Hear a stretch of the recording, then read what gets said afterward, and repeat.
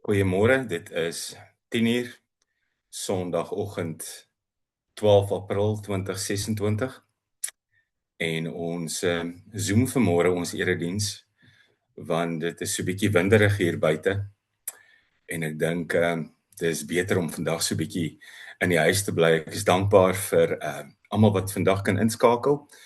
Ek is dankbaar vir almal wat veilig is en goed voel op hierdie stadium, veilig in julle huise. En dis vir my 'n voorreg om vanmôre ook die woord aan julle te bring. Voordat ek die seën van die Here vra vanoggend, vandag se teksgedeelte was nie eintlik op die radar gewees nie. Daar was 'n ander gedeelte en ons gaan volgende week daarby uitkom uit Lukas uit. Maar toe ons die eerste satellietfoto's begin sien, die naderende storm, het my gedagtes rondom storms nogal teruggehardloop en daar was veral twee in die woord van die Here wat ons baie geleer het. En ons gaan vandag by hulle stil staan, so in die middel van die storm wat al dalk by jou opgedaag het of nog nie opgedaag het nie. Maar voordat ons daaraan aandag gee, kom ons word stil voor die Here. Kom ons vra sy seën. As ons vanmôre, Here, hier voor U vergader, dan is dit met innige dankbaarheid dat U ook die God is binne in ons storms. Nie net die storms daar buite nie, nie die storms op weerkaarte nie, maar dikwels ook die storms wat binne in ons woed. Dankie vir U grootheid, vir U almag. Dankie, Here, dat U met my voortdurend besig is. U die Vader, U die Seun en U die Heilige Gees. Amen. Ons lees vanmôre twee gedeeltes en ek gaan lees uit die 2020 vertaling. Twee gedeeltes wat gaan oor twee verskillende storms, selfde mense in die storm, twee verskillende storms en ons deel dit vandag met mekaar. Die van u wat dit wil opsoek, Matteus 8 en Matteus 14. Matteus 8 in my Bybel op bladsy 10 in die Nuwe Testament en dan sal dit ook maklik wees om Matteus 14 'n paar bladsye verder raak te spoor. Ons lees vandag uit Matteus 8 en Matteus 14. Matteus 8 vanaf vers 23 en dan Matteus 14 gaan ons ook lees vanaf vers 22. Dis albei uit die 2020 vertaling van die woord van die Here. Ek lees eers Matteus 8 en ek lees vanaf vers 23. Jesus het in die boot geklim en sy disippels het hom gevolg. Skielik bars daar 'n ewige storm op die see los, sodat die golwe die boot oorspoel het. Maar hy het geslaap. Hulle het hom gaan wakker maak en uitgeroep: Here, red ons, ons vergaan. Maar hy het vir hulle gesê: Hoekom is julle bang, klein gelowiges? Toe staan hy op en bestraf die wind en die see, en alles het baie kalm geword. Die mense was verwonderd en het gesê: Watter soort mens is dit, dat selfs die wind en die see hom gehoorsaam? Ons lees ook verder van 'n tweede storm in Matteus 14. Ek lees vanaf vers 22. En onmiddellik het Jesus sy disippels verplig om in die boot te klim en so lank voor hom uit na die oorkant te vaar, terwyl hy die skare wegstuur. Nadat hy die skare weggestuur het, het hy teen die berg opgegaan om in afsondering te bid. Toe dit aand geword het, was hy daar alleen. Die boot was reeds 'n hele aantal stadion weg van die land af en is deur die golwe heen en weer geslinger, want die wind was teen hulle. In die 4de nagwaak het hy na hulle toe aangeloop gekom op die see. Toe die disippels hom op die see sien loop, het hulle vreesbevange geraak en gesê: Dit is 'n spook, en van angs begin skreeu. Maar Jesus het dadelik vir hulle gesê: Hou moed, dit is ek. Moenie langer bang wees nie. Petrus het hom geantwoord: Here, as dit U is, beveel my om op die water na u te kom. En hy het gesê, kom. Petrus het van die boot afgeklim en op die water begin loop en na Jesus begin gaan, maar toe hy sien hoe sterk die wind was, het hy bang geword. Toe hy begin sink, skreeu hy, Here, red my. En dadelik het Jesus sy hand uitgesteek, hom gegryp en vir hom gesê, klein gelowige, waarom het jy begin twyfel? Toe hulle in die boot klim, het die wind gaan lê. Die in die boot het voor hom neergeval en gesê, waarlik, u is die Seun van God. Ons lees vandag net tot sover. Ek wil voordat ons die geleentheid het om saam te luister na die woord van die Here en ook weer iets te leer in die middel van 'n storm. Voordat ons dit doen, kom ons raak eers saam bid voor die Here. Kom ons bid saam.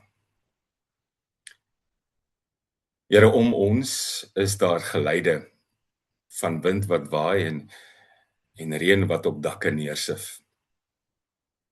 Baie van ons, Here, bevind ons in die middel van 'n storm. Baie van ons luister na die weer en hoor van die vooruitsigte wat sê die ergste kom dalk nog vandag. Maar ook storms, Here, is iets buite ons beheer. Ook met storms kom ons agter, ons is eintlik minder in beheer as wat ons dink. Miskien is dit dan ook die doel en die funksie, Here, van elke storm, om my eintlik te laat weet dat U in beheer is, dat U groter is as enige iets anders, dat U meer is as planne wat ons maak, dat U groter is, Here, as dit wat ek wil hê in my lewe moet gebeur.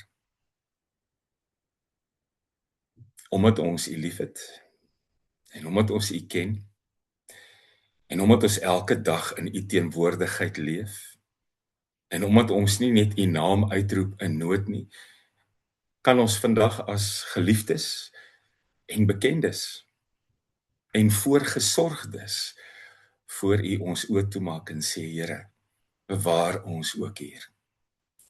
Lei ons deur hierdie storm. Hou ons veilig, Here. Help ons om ook weer hier deur te kom, soos wat ons deur alles kom. Dankie, Here, dat ek vanmôre ook die mens kan wees wat van U sorg en U goedheid en U voorsienigheid kan getuig. Partykeer raak ons blind met die goed wat ons gebeur. Partykeer raak ons afgestomp of so gewoond aan U sorg en U genade, dat dit ons nie meer opval nie, dat dit ons nie meer inspireer nie en dat dit ons nie meer dankbaar maak nie. In hierdie storm, of met die vooruitsig van 'n storm wat op pad is, wil ek vanmôre saam met soveel ander mense my dankbaarheid aan U betoon. U is voorwaar vir ons goed. Daarom bid ons nie net vandag vir onsself nie. Ons bid ook vir diegene, Here, wat werklik in nood verkeer, en ons bid ook vir diegene wat deur 'n moeilike tyd gaan, Here. Aan U kom toe alle eer, alle heerlikheid, vir nou en vir altyd tot in ewigheid. Amen. As ek vandag vir jou moet vra om jou geloof te beskryf, wat sou jy sê? Weer is 'n vreemde vraag.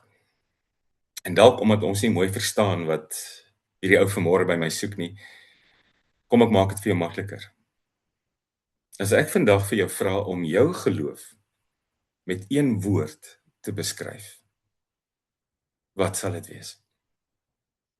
As jy dink aan die manier waarop jy glo, want jy beskou jouself as 'n kind van die Here, 'n navolgeling van Christus, 'n gelowige, maar as jy vandag dink aan jou geloof en jy met jou geloof met een woord beskryf, wat sal jy sê? Ek weet van die gewilde antwoorde sal wees, ek het 'n vaste geloof. Ek het 'n sekere geloof. Ek het 'n onwrikbare geloof. Ek het 'n standvastige geloof. En miskien ook 'n gewilde een. Ek het 'n dankbare geloof. En miskien staan ek vanmôre vas by die ene. Want my geloof is baie, baie dankbaar, want ek sit met soveel genade wat ek nie verdien nie. Ek het 'n dankbare geloof. Wat ons nie wil hê nie, is 'n skyngeloof, of 'n liggeloof, of 'n spaarwiel geloof. Jy weet daardie geloof wat jy uithaal en afstof net as jy God en die Here nodig het in jou lewe, 'n spaarwiel geloof. Dikwels baie oulike opsie in die middel van 'n storm. Here help nou, Here voorsien nou, Here red nou. So van storms gepraat.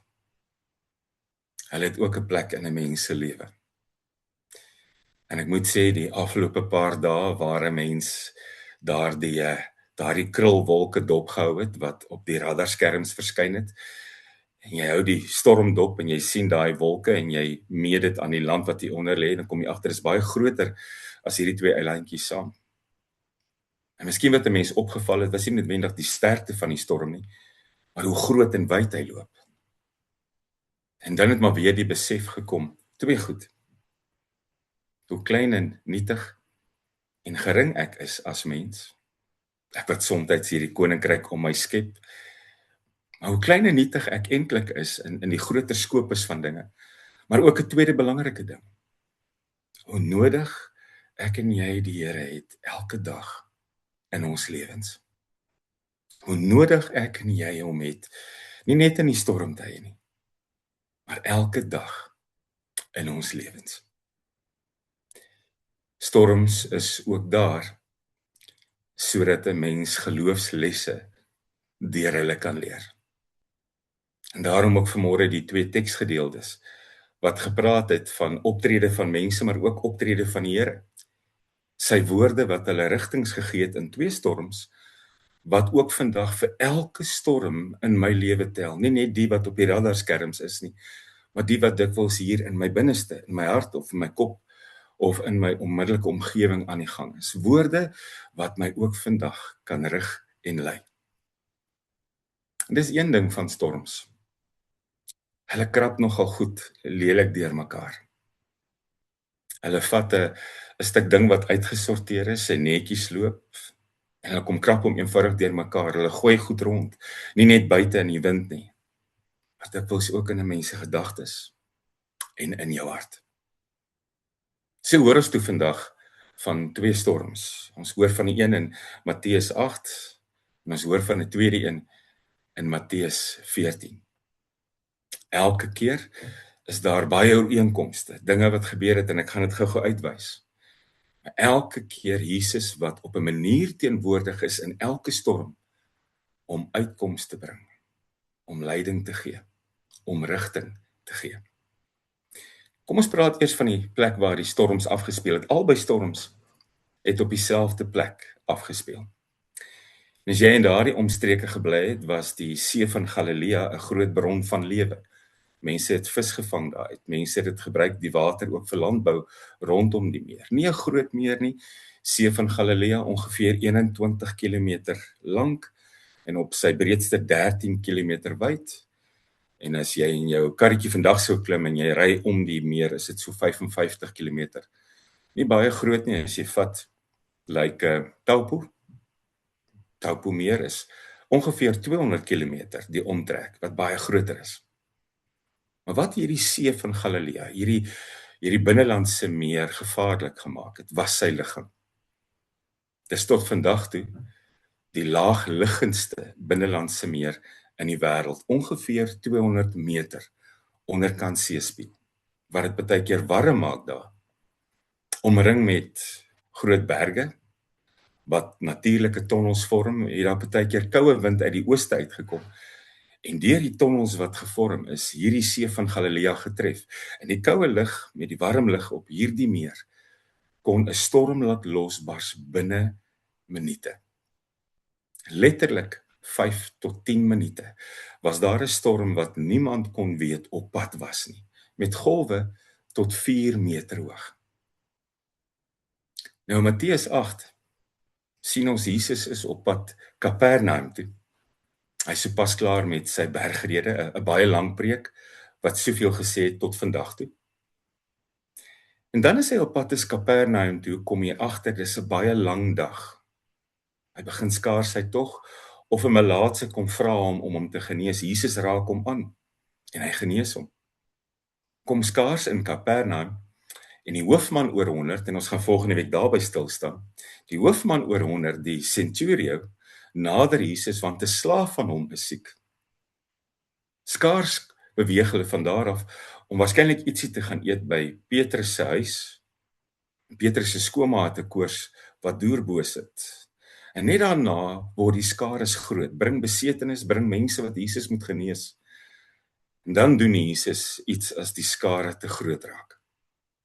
Hy gee 'n aanduiding dat die disippels hom moet volg op 'n bootjie, sodat hulle oorkant toe kan vaar, sodat hulle die 12-13 kilometer kan aflê om aan die ander kant te kom.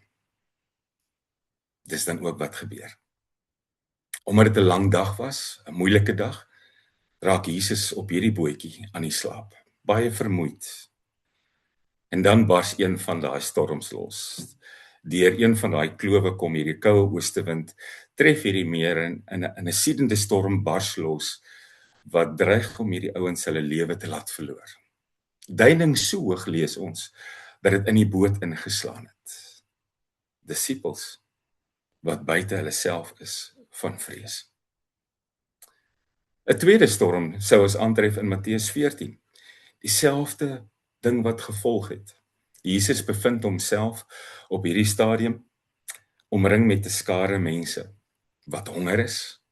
Weereens 'n skare mense wat byeenkom. Hulle sou die volgende dag weer na hom gaan soek het aan die ander kant van die meer, maar op hierdie stadium gee hy hulle kos. 2 visse, 5 broodjies, 12 mandjies kos bly oor. En dan wil hulle hom waarskynlik koning maak en hy beweeg terug op teen die berg. Maar lees jy die gedeelte, kom jy agter dat iets gebeur persoonlik met hom voordat hierdie skare byeengekom het. Aan die begin van Matteus 14 lees ons dat sy goeie vriend en familielid, neef Johannes die Doper, sopas sy lewe verloor het. Jesus het die nuus ontvang en hy het 'n behoefte gehad om stil te wees met sy Vader. Maar daai behoefte kon nie uitgevoer word nie, want toe die skares weet hy's op 'n plek, al wou hy stil wees op sy eie, kom hulle vinnig nader. As die skare uiteindelik kos gekry het, word die disippels weer eens beveel om na die oorkant van die meer te vaar, maar dan sê Jesus, ek het 'n tydjie nodig, ek het stilte nodig. Ek wil nou gaan toepas en nou gaan deurleef wat ek eintlik vanoggend wou doen. Ek wil stil wees voor God. Ek het seer, ek het nood. Vaar julle so lank oor. Ek kom. En dan gaan Jesus die heuwel op waar hy met God verkeer. Die disippels weer eens in die nag, soos voorheen in Matteus 8, weer eens op die meer, weer eens 'n koue wind wat deur daai klowe kom. Weer eens 'n storm. En die keer word hulle deur die wind en die golwe rondgegooi, soos besetenis. Dis die woord wat hier gebruik word. Daai meer, daai stukkie see, word soos 'n besetene. Op die koop toe, terwyl hulle rondgegooi word vir 'n paar ure, met die 4de nagwaak, en dit is so tussen 3 en 6 uur die oggend, verskyn daar nog 'n figuur op die water ook. Gillend en skreeuwend. En hulle word op dieselfde plek gelos as die vorige storm met 'n slapende Jesus. 'n Paar goed word duidelik deur hierdie 2 storms en ek en jy kan daarmee assosieer. Die eerste ding wat duidelik word, die Here se tyd is nie ons tyd nie. 'n Mens sou dink dat jy na 'n lang dag met soveel goed wat jy moes doen, met soveel mense wat jou aandag geverg het, net rustig wou wees, miskien teen die berg opgegaan het. Die laaste ding wat jy wil doen na 'n lang dag, is om in 'n boot te klim in die donkerte en 13 kilometer oor te vaar na die ander kant toe om stilte te kry. Dis die laaste ding. En die laaste ding op daardie meer, terwyl jy dit dan nog maar doen in die donkerte, is dat jy 'n storm wil teekom. Dis die groot ding van die storms in die lewe. Hulle vra nie toestemming om te kom nie. En is eintlik maar 'n vreemde ding as 'n radarskerm 'n storm optel, soos 'n sikloon dat jy jouself kan voorberei en vir jouself kan water koop en vuurhoutjies en goed om in die gang te bly, sou die krag afgaan. Die meeste storms in die lewe, veral die wat hier gebeur en die wat hier gebeur, vra nie toestemming nie. Verskyn nie op 'n radarskerm nie. Het nie 'n Here wat jou nader en sê, is jy lus vir 'n storm, of het jy dalk 'n tydjie vir 'n storm in jou lewe nie? Dit gebeur nie. Sy tyd. Bly sy tyd. 'n Tweede ding wat opval, is dat die manne hom eintlik gehoorsaam na die 2 lang dae. Met die skare wat die een dag gevat het in Matteus 14, gehoorsaam hulle hom deur maar in die boot te klim. Want toe tussen ons, Jesus het hulle eintlik gedwing, staan daar in die Grieks. Hulle het nie eintlik 'n opsie gehad nie. Ek dink hulle gehoorsaam en hulle mompel maar bietjie onderlangs, want wie wil nou in die nag oor 'n meer vaar, veral as die Here nie by jou is nie. En hulle onthou waarskynlik nog Matteus 8 se storm, toe hy wel by hulle was, al het hy geslaap. Maar hulle gehoorsaam hom steeds. Ondanks hulle moegheid, ondanks die feit dat dit nag is, ondanks die feit dat dit 'n lang dag was. En dis nou nog 'n ding van 'n mens se geloof as jy vir Jesus volg. Jou geloof vat jou nie net na plekke toe waar jy alles verstaan nie, waar alles sin maak nie.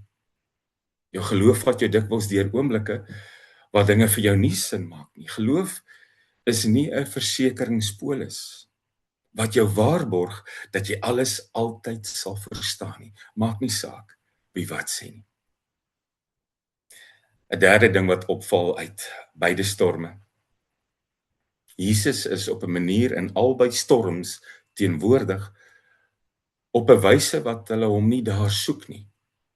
Kom ek verduidelik. Matteus 8 tref hierdie bootjie 'n storm en Jesus is teenwoordig as 'n slapende Jesus.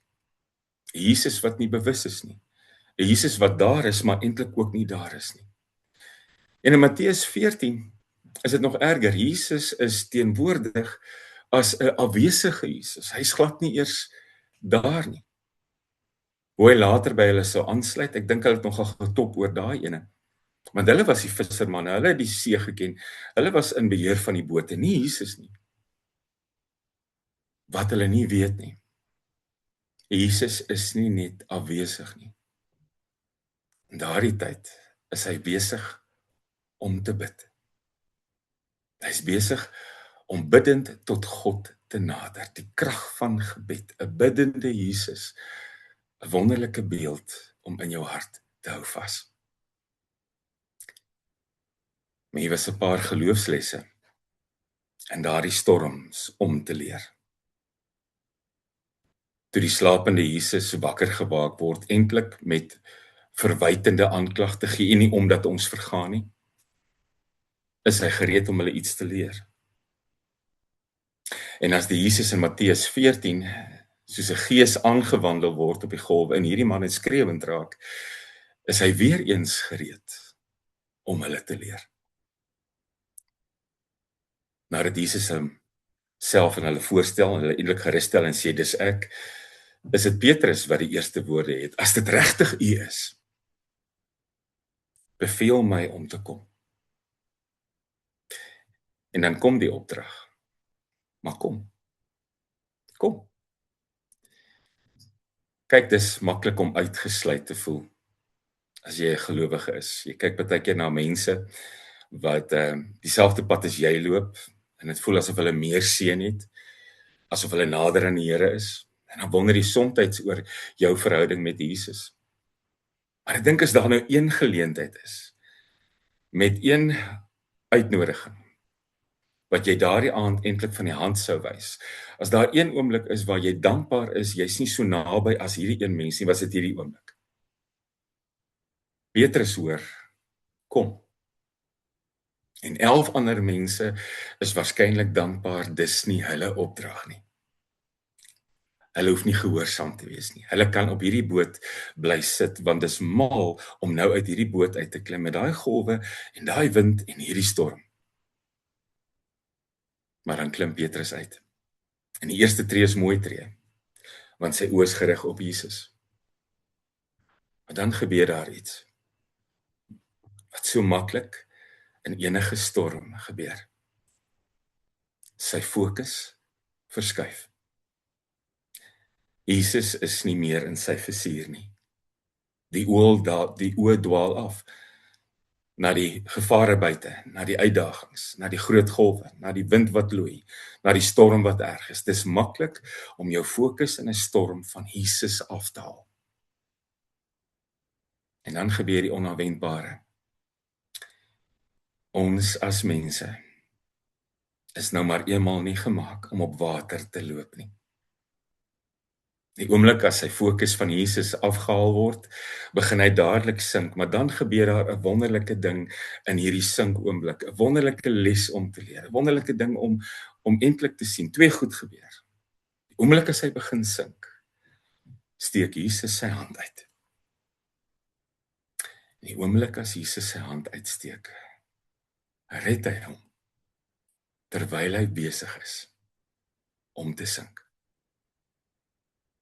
Nou wil ek vir jou sê, en jy het dit waarskynlik nie agtergekom nie, maar in albei gevalle, in albei storms, sê albei persone wat daarbey betrokke is, aan die een kant in Matteus 8 die hele skuitjie vol disippels, en aan die ander kant Matteus 14 Petrus, hulle gebruik presies dieselfde woorde. In Matteus 8 skreeu hulle vir Jesus om hom wakker te kry. Red ons tog asseblief. Dis dieselfde woorde wat Petrus gebruik in Matteus 14. Red my tog asseblief. Die Griekse woord red, sozo, eintlik 'n vreemde woord, beteken eintlik maak my weer heel, genees my. Vat op hierdie oomblik die stukke en sit hulle weer by mekaar. Laat dit weer wees, Here, soos wat dit was. Dis wat red my beteken. Genees my, maak my heel op hierdie oomblik, want ek breek so bietjie aan stukke. Ek is in groot moeilikheid. Maar is hier waar albei groepe mense in albei storms presies dieselfde klink, dat Jesus hulle geloof beskryf met dieselfde woord. Toe ek vir jou aan die begin van die diens 'n paar minute gelede gevra het om jou geloof te beskryf met een woord, wat was jou woord? Hier kom Jesus en hy skep 'n nuwe woord. Die woord kleingelowige. Is 'n woord wat jy nêrens anders in die Bybel aantref, behalwe in die mond van Jesus. 5 keer word hierdie woord gebruik en 5 keer is dit Jesus wat hierdie woord gebruik, want hy skep hom hier self. Voor hierdie oomblik het daar in die Griekse taal nie 'n woord bestaan soos kleingelowige nie. En weer eens, as jy so mooi kyk, bestaan dit 2 woorde. Die eerste woord is oligos, wat klein, nietig en gering beteken, en dan pistos, wat geloof of vertroue beteken. Kleingelowige. Die Here kom definieer 'n groep mense se geloof wat uit hulle eie uit nie hulle geloof sou beskryf op hierdie manier nie. In die middel van hulle storm kom sê Jesus, kleingelowiges, hoekom is julle bang? Matteus 8, kleingelowige, hoekom het jy getwyfel vir Petrus? Gering is jou geloof in hierdie storm. Klein is jou vertroue in hierdie storm. Ook vandag se storm sal verbygaan en oorgaan. Dis wat storms doen. Storms kom aan, ons sien hulle op die radar, hulle lyk groot, dreigend, hulle kom, hulle tref ons en hulle gaan verby, hulle gaan aan, storms begin, storms eindig. Partykeer is die groter, langer, meer verwoestende storms die wat in ons binneste sit. Miskien worstel jy in hierdie storm met 'n Jesus op 'n manier soos wat jy hom nie daar wou hê nie, soos die slapende Jesus of die afwesige Jesus. Dis baie maklik om in die middel van 'n storm aan hom te dink as die Here wat nie eintlik daar is nie, of die Here wat heeltemal afwesig is. Dis die goed wat mense kwytraak in die middel van 'n storm. Maar waar jy vandag sit, het jy waarskynlik al deur 'n paar storms gegaan. En as jy aan die ander kant van hierdie storm kom, dan is daar baie keer 'n vraag wat eintlik gevra moet word: hoe het ek hierdeur gekom? En nou weet jy, dit was die Jesus wat teenwoordig was op die manier wat hy teenwoordig wou wees. Sy wil, sy manier, sy teenwoordig wees in my storm. En dikwels as die storms verby is, of ons kom so 'n bietjie uit hulle uit, kyk keer vat dit 'n maand, 'n jaar, dalk langer, word ons woorde getuienisse. Want hy was ook dikwels die een wat die hand uitgesteek het toe ek gesink het. Hy was die een wat my uit daai omstandighede uitgepluk het. Hy was die een wat my krag gegee het om te doen wat ek moes doen. Hy was die een wat in genade na my gekyk het, al het ek soms aan hom gedink as die slapende Jesus of die afwesige Jesus. Ook in ons storms bly hy altyd in beheer. Sink gaan ons baie keer sink. Is maklik om ons oog van Jesus af te haal. Is maklik om hom te hanteer as 'n slapende Jesus en 'n afwesige Jesus. Is maklik om fokus te verloor. Is maklik om te dink die dreigemente om ons is groter as sy teenwoordigheid. Is maklik om teen die golwe vas te kyk en die winde wat om ons waai. Sink gaan ons sink. Maar dis hier waar ons getuienisse kan lewer van sy ingrype, sy daar wees en sy teenwoordig wees. Laaste paar dinge wat 'n mens uit hierdie twee storms wys word. En die eerste een is, Jesus het hulle tot in die middel van die storm gevat. In Matteus 8 klim hulle agter hom aan in hierdie bootjie, al weet hulle eintlik moet hulle dit nie doen nie. En in Matteus 14 word hulle vorentoe gestuur. Het Jesus geweet daar is 'n storm op pad? Hy wat die wind en die weer in die see kan stilmaak, natuurlik. Want daar was lesse wat geleer moet word. 'n Mens kry mense met 'n goedvoel evangelie. Jy kry kerke wat hierdie goedvoel evangelie verkoop. Jy kry kerke wat vir jou sê Jesus sal die storm van jou af wegvat. Jy kry kerke wat vir jou sê glo net en alles sal altyd goed gaan. Somstyds veroorsaak ons die storms in ons lewens self met keuses wat ons maak en besluite wat ons neem. Dis ek wat maar 'n verhouding het met die drankbottel, of dis ek wat my oorgee aan dwelms, of dis ek wat 'n affair het met iemand en my hele lewe kan vernietig daardeur. En baie keer as hierdie storms kom, word hulle vernietigend groot. Somstyds, terwyl ek die wil van God uitleef, bevind ek myself ook in 'n storm. En daar is iets wat ek moet leer. Van my geloof en van sy grootheid. Van my beperktheid, van sy genade, sy ingrype. Nog 'n ding wat duidelik is, veral in Matteus 14. Jesus kom in die middel van die storm na sy disippels toe. In Matteus 8 word hy in die middel van die storm wakker gemaak en hy bestraf die wind. Maar in Matteus 14 kom hy in die middel van die storm, in die middel van die nag na sy disippels toe. Hy wag nie tot die oggend dat die storm verby is nie. Hy wag nie vir daglig om beter te kan sien en beter keuses te maak nie. In die middel van die storm, in die middel van die nag, in die middel van die meer is Jesus daar. En as hy by hulle aankom, dan klink hy soos God. want hy is God.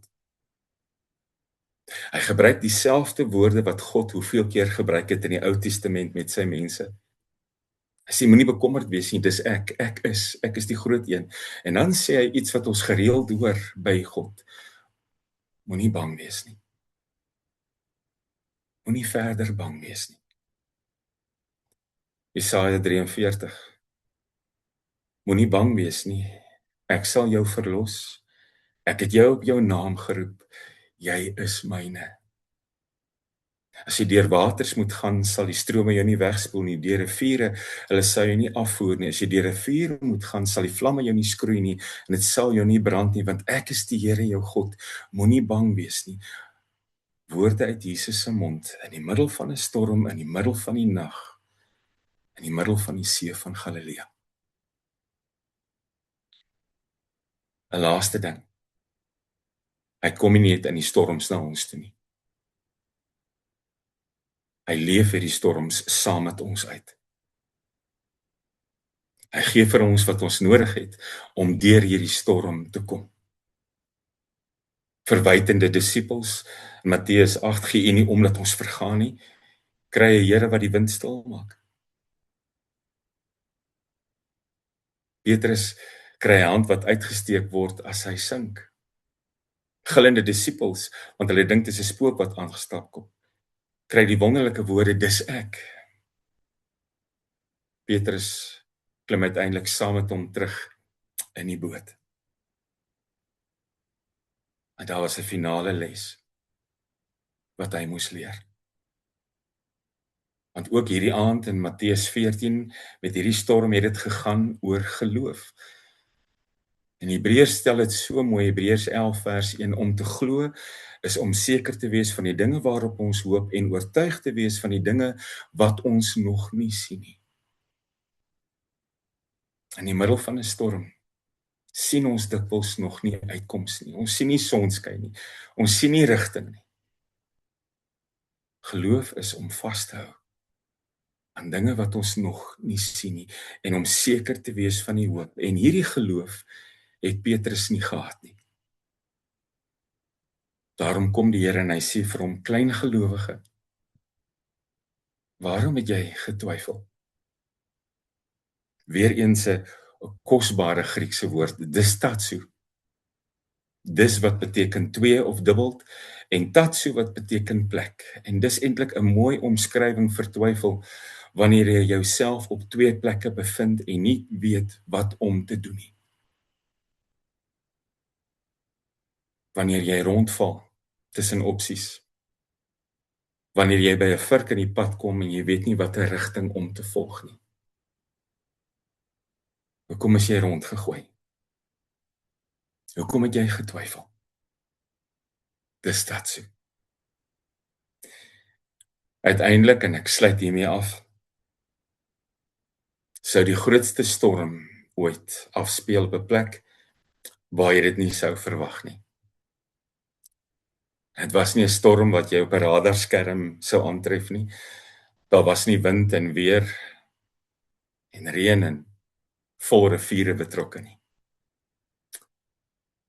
Die grootste storm ooit het aan 'n houtkruis afgespeel. Toe hy teen die duisternis en die bose en sonde moes veg. En op daardie stadium was Jesus alleen. Hy moes hierdie storm alleen trotseer. Hoekom? Sodat ek en jy vandag weet, in die storms met die name, in die storms in ons harte sonder name, maak nie saak wat 'n storm daar is nie. Hy is met my. Hy is by my. Hy lei my. Ek wil afsluit met die vraag waarmee ek begin het. Is jy vandag jou geloof, ook in die middel van hierdie storm hier buite, as jy vandag jou geloof met een woord moet beskryf, wat sal dit wees? Amen.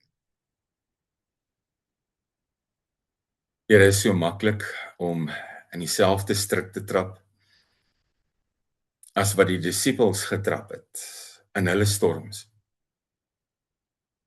So maklik om aan U te dink as die slapende Jesus, wat nie heeltemal weet hoe groot die storm is nie, of die afwesige Jesus, wat nie eers daar is nie. So maklik, Here, om te dink dat ek deur hierdie storm op my eie gaan. U ken my. U het my gevorm. U ken my beter as wat ek myself ken. U weet wat ook hierna kom. U weet ook, Here, dat dieselfde stem wat wind en water en golwe kan beheer, kan laat stil word, ook die stem is wat in beheer is van my lewe. Dankie, Here, dat ek ook vandag weer in U teenwoordigheid kan kom skuil. Amen. 'n Laaste ding wat my opgeval het, is jy kyk na die twee gedeeltes, Matteus 8, Matteus 14. By die een gedeelte eindig met 'n vraag: wie is hy dat selfs die wind en die see hom gehoorsaam? En dan eindig die volgende gedeelte, Matteus 14, met die antwoord: waarlik, hy is die Seun van God. Mag dit ook vandag in my en jou lewe waar wees. Voordat ek die Seun van die Here vra, wil ek graag die woorde lees van 'n lied wat ons graag wil sing, en al dit lekker is om te sing, en dit is die gebed met die naam Stil. Ons het dit verlede Sondag gesing, sonder om te weet hoe groot hierdie storm op die radar gaan wees. En kom ons volstaan en kom ons raak rustig met die afsluiting van hierdie gebed. Verberg my nou onder U vleuels, Heer, en hou my vas in U sterke hand.